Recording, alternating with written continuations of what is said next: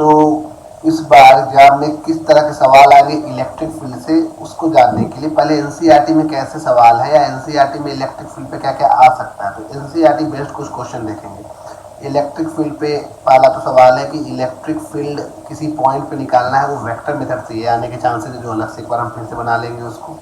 दूसरा, electric field के जितने भी सवाल है superposition of field at a point उस पे आएंगे, लेकिन F is equal to q into E पे कैसे सवाल आएंगे वो देखेंगे। उसका डाइपोल है और फील्ड लाइन से उस पर भी सवाल रहेंगे। तो खैर आपको इस चैप्टर में एक ही फॉर्मूला है फिलहाल, F is equal to q into E. आज इस पर फोकस करेंगे छोटा सा वीडियो बना के, F is equal to q into E. इस पे अगर न्यूमेरिकल आता है जो कि एनसीईआरटी में है तो कौन सा आएगा? इस फॉर्मूला का मतलब ये है कि भाई कोई भी चार्ज किसी फील्ड में अगर रख दोगे तो वो फोर्स एक्सपीरियंस करेगा। अगर यहाँ पे एक इलेक्ट्रिक फील्ड ई है और इसमें आप एक चार्ज रख दो क्यू, तो ये क्यू चार्ज उस फील्ड में फोर्स एक्सपीरियंस करेगा। F is equal to q into E. अगर चार्ज पॉजिटिव है तो फील्ड की ओर और चार्ज नेगेटिव है तो फील्ड के अपोजिट। ये डिपेंड करता है वेदर चार्ज पॉजिटिव और नेगेटिव। तो whenever a charge q is kept in a uniform electric field, it experiences force either in the direction of field or in opposite direction. ये depend करेगा charge के sign पे, लेकिन हाँ ये along the line of the field ही जाएगा। तो F is equal to q into E, ये फॉर्मूला है, इसी पे काम करना है। ठीक है, एनसीईआरटी में कैसे सवाल है? तो दो सवाल जो एनसीईआरटी के, एक एग्जाम्पल का है एक एक्सरसाइज का है। जैसे एग्जाम्पल का 1.8 आप देखो, इसमें हमेशा दो प्लेट दिया रहेगा, एक प्लेट पॉजिटिव एक प्लेट नेगेटिव होगा, जैसा डायग्राम में आपको दिख रहा है। और आपको बताना होगा कि भाई अगर कोई इलेक्ट्रॉन को आप ड्रॉप करते हो तो इलेक्ट्रॉन ड्रॉप होगा नेगेटिव प्लेट पे तो हो जाएगा पॉजिटिव की ओर, तो आखिर इसको कितना टाइम लगेगा दूसरे प्लेट को हिट करने में। या प्रोटॉन रहेगा तो प्रोटॉन को पॉजिटिव साइड रखेगा क्योंकि प्रोटॉन नेगेटिव की ओर जाएगा, तो प्रोटॉन को कितना टाइम लगेगा हिट करने में। दोनों प्लेट के बीच का डिस्टेंस दिया हुआ है और बाकी चार्ज मास ये सब दिया रहेगा चार्ज का। तो क्या सवाल जब भी ऐसा रहे तो आपको दो प्लेट हमेशा दिया रहेगा, प्लेट ए प्लेट बी। मान लो प्लेट ए पॉजिटिवली चार्ज है और प्लेट बी मान लो आपका नेगेटिवली चार्ज है। इलेक्ट्रिक फील्ड हमेशा प्लेट ए से प्लेट बी की ओर जाएगा। ये रहा आपका इलेक्ट्रिक फील्ड।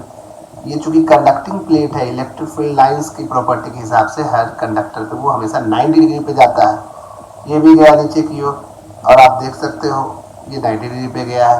तो इलेक्ट्रिक फील्ड भी आपको पता चल चुका है डाउनवर्ड डायरेक्शन में है। अब आप यहाँ पे एक प्रोटॉन को ड्रॉप करोगे, प्रोटॉन का साइन ई से ही दिखाते हैं, इलेक्ट्रॉन प्रोटॉन दोनों का चार्ज सेम होता है। तो ये प्रोटॉन जो है जो पॉजिटिव चार्ज आप लिख रहे हैं, पॉजिट्रॉन मत समझ लेना, बस समझाने के लिए लिखा है हमने। तो नीचे की ओर एक फोर्स एक्सपीरियंस करेगा और वो फोर्स कितना होगा? F is equal to q into E. अच्छा, ये दो प्लेट के बीच का डिस्टेंस भी दिया हुआ है डी। सवाल ये है कि टाइम कितना लगेगा प्लेट बी पे जाके हिट करने में। वेट को नेग्लेक्ट करना है, मास नहीं कंसीडर करना है, नहीं तो सवाल थोड़ा सा एमजी भी यूज करना पड़ता है। यहाँ पे क्वेश्चन में लिखा हुआ है एनसीईआरटी में और एग्जाम में भी देगा आपको वेट को नेग्लेक्ट करना। F is equal to q into equation number 1। F is equal to होता है mass into acceleration, equation number 2। दोनों को इक्वेट करो, mass into acceleration is equal to q into E, acceleration is equal to q into E by m. यहाँ पे Q चूंकि proton है तो क्यू की जगह आप small e into capital E by m लिख सकते हैं एक्सेलरेशन। दिख रहा है? अब बताओ since s is equal to क्या फॉर्मूला होता है? Ut plus half a t square. दो प्लेट के बीच का सेपरेशन अगर डी है, यू इनिशियल वेलोसिटी 0 लेके चल रहे हैं क्योंकि हमने प्रोटॉन को बस वहां से ड्रॉप किया है, प्लस हाफ ए की जगह पे आप पुट करोगे e capital E by m into t time का square.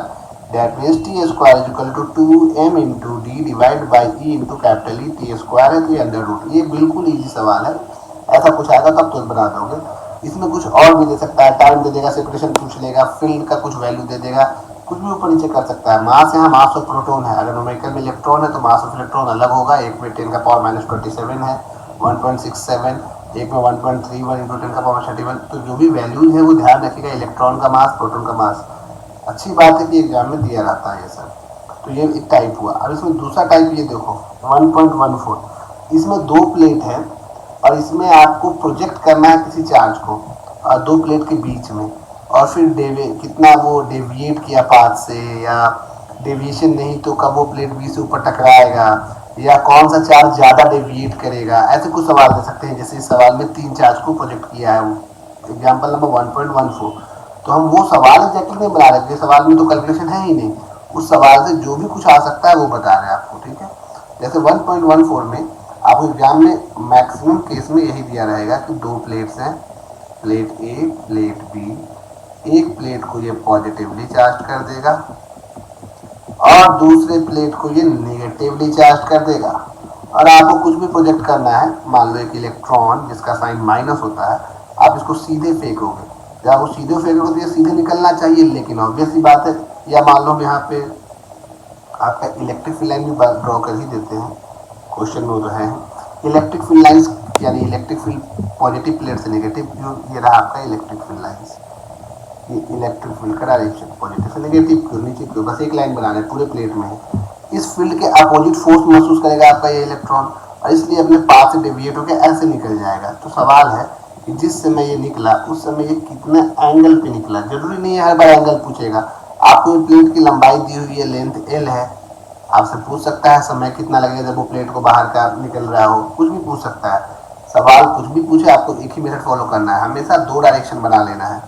Number 1 your x direction, number 2 y direction, क्योंकि ये मोशन इन प्लेन की तरह काम करेगा। अच्छा, इस इलेक्ट्रॉन पे एकमात्र फोर्स काम कर रहा है इलेक्ट्रिक फोर्स। इलेक्ट्रॉन है, ये किधर फोर्स महसूस करेगा, फील्ड के अपोजिट, फील्ड डाउनवर्ड है तो ये फोर्स अपवर्ड मूव करेगा। F equal to q into E, मैंने माइनस क्यू नहीं लगाया क्योंकि मैंने मैग्नीट्यूड लिखा है, ठीक है। F equal to e into E, force y direction में, एक्स में कोई फोर्स नहीं है, और आपको वेट कंसीडर नहीं करना है, mg इग्नोर करना है। तो एक्स डायरेक्शन में इनिशियल वेलोसिटी आपको क्वेश्चन में दिया रहेगा कि आपने किस वेलोसिटी से प्रोजेक्ट किया। मान लो इसको हमने v0 से फेंका, x में फेंका है v0 से, इनिशियली x में प्रोजेक्ट हुआ, y में नहीं, तो ux का वैल्यू हो जाएगा v0 इनिशियल वेलोसिटी इन एक्स डायरेक्शन, और शुरुआत में y में वेलोसिटी 0 है। Acceleration in x direction, x में कोई फोर्स नहीं है, एक्सेलरेशन होता है force by mass, force in x bye mass, force नहीं तो एक्सेलरेशन 0। y का एक्सेलरेशन कितना होगा, 7 दिख रहा है, y में फोर्स है E कैपिटल E, तो एक्सेलरेशन होता है फोर्स बाय मास, फोर्स हो जाएगा E capital E by m। Numerical में जो ही नहीं, इलेक्ट्रॉन प्रोटॉन कुछ भी फेंक सकता है, इवन अल्फा पार्टिकल भी फेंक सकता है, हर पार्टिकल का चार्ज अलग अलग होता है, अभी हम बात करते हैं।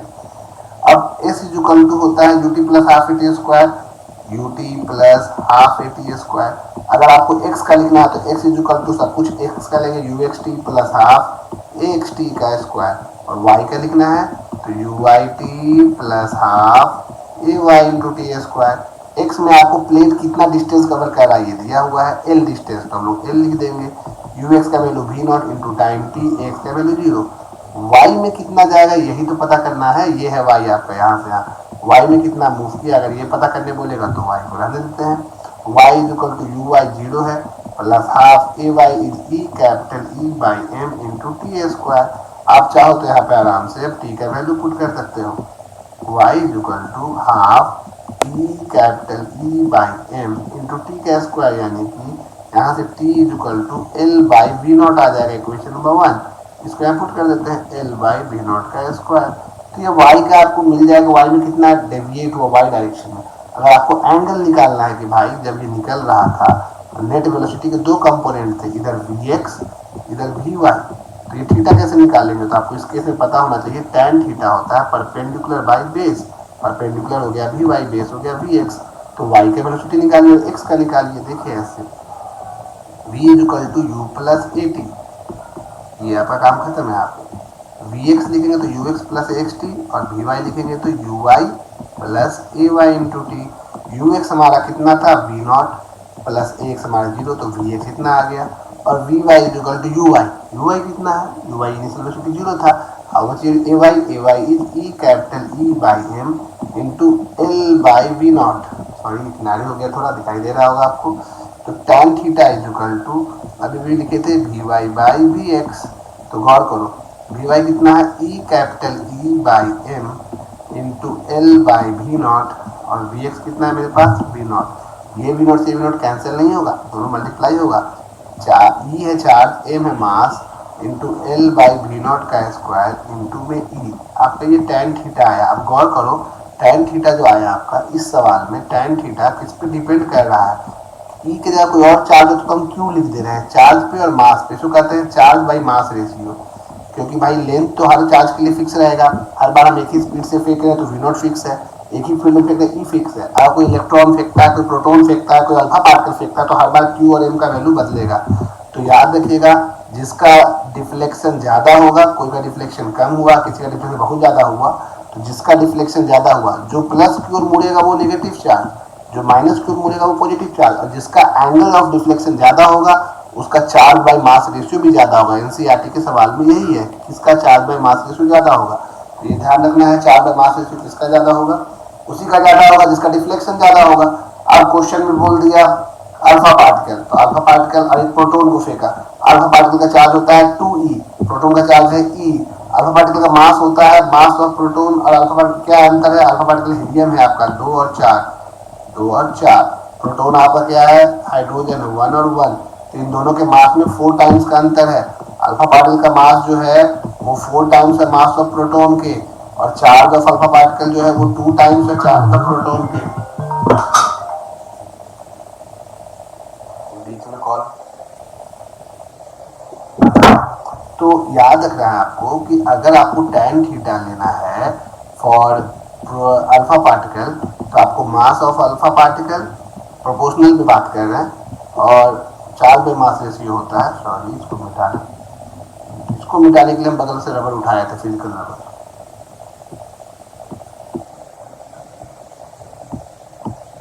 ठीक है, तो आप इससे आराम से वैल्यू पुट करके बना सकते हैं, कोई दिक्कत नहीं होगा, वैल्यू पुट करेंगे आराम से बन जाएगा। ठीक है, चार्ज बाय मास रेशियो का वैल्यू कहीं भी आप डाल दीजिए, जैसे कि अभी बोल रहे थे tan थीटा फॉर अगर अल्फा पार्टिकल लेना है तो प्रोपोर्शनल साइन को हम इक्वल टू कर रहे हैं कोई कांस्टेंट लेके, तो charge of alpha by mass of alpha, और यही tan थीटा अगर आपको लेना है प्रोटोन का, बाकी सारी चीजें कांस्टेंट है, लेंथ इलेक्ट्रिक फील्ड, तो वहाँ पे charge of proton by mass of proton, दोनों का जब रेशियो करोगे तो tan theta 1 by tan theta 2, तो देखो ऊपर में तुम्हारा charge of alpha by mass of alpha into mass of proton by charge of proton. अब आपको क्या करना है, चार्ज ऑफ अल्फा क्या करना है 2 times of charge of alpha is equal to 2 times of charge of proton, mass of alpha 4 times charge of proton into में mass of proton, sorry यहाँ मास ऑफ प्रोटोन लिखना है, mass of proton by charge of proton, mass of proton आपस में cancel, charge अब तो ये आपका रेशियो आ गया 1:2 का। ठीक है ना, तो दोनों का डेविएशन में रेशियो 1:2 का हो जाएगा। तो कोई भी सवाल क्यों ना हो, एनसीईआरटी में ये 2 सवाल बहुत इंपॉर्टेंट है, डेविएशन को लेके या F = QE को लेके। चूंकि वीडियो ज़्यादा बड़ा बड़ा बनाना हम नहीं चाहते हैं, इसलिए छोटे छोटे टॉपिक को उठाएंगे जिससे कि जो सवाल एनसीईआरटी बेस्ड हो जाए, जो बोर्ड में आने के चांसेस है वो आप बना लो। ठीक है, तो ये 2 सवाल के बाद अभी अगला वीडियो तुरंत बनाते हैं और उसको डालते हैं, जो कि अगले टॉपिक पे मतलब पहले चैप्टर के ही डिफरेंट टॉपिक पे कैसे सवाल आ रहे हैं उसको चुन के एनसीईआरटी बेस्ड जो बोर्ड्स में आएंगे, और थोड़े बहुत टेढ़े सवाल जो कि हम लोग इससे भी उठाएंगे। ये आपका बुक जान रहे हैं क्या है ना, एग्जाम्पलर, उसको भी बनाना है क्योंकि कोई ठीक नहीं है, एग्जाम्पलर से भी सवाल दे सकता है बोर्ड से आपका। तो खैर दूसरे वीडियो के लिए तो वेट कीजिए, इसको बना के देख लीजिए, और ऐसे प्रीवियस बहुत सवाल आए हुए हैं 2-4 सालों के क्वेश्चन बैंक से वो बना लीजिए। ठीक है, थैंक यू।